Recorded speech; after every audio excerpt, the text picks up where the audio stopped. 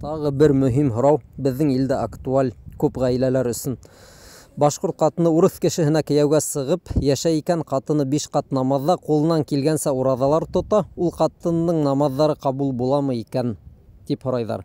Беренсенән, кардәштәр, гаиләләрнең хәле төрлөсә була. Сәхабәләр заманында ла шундый гаиләләр булган. Мәсәлән, ирҙәре әле исламга килмәй, ә катындары ислам кабул итә. Мөхәммәд пәйғәмбәр саллаллаһу алейһи ва саллям артынан эйәрә. Ана шундый гаиләләр байтак булган һәм уларга төрлө фәтвәләр бирелгән. Шул исәптән бөек хәлифә Гомәр радиллаһу анһу тарафынан ундай гаиләгә фәтва бирер өсөн без уның бөтә ягын карарга тиешбез.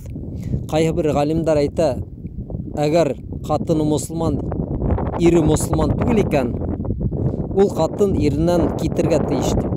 Шулай каты итеп әйтәләр бит.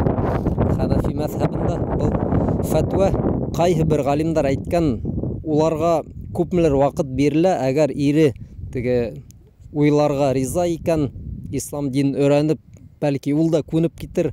Шуга ни, уларга күпмелер вакыт бирергә була дип әйтәләр. Кыскаһы, фәтвәләр төрлөсә.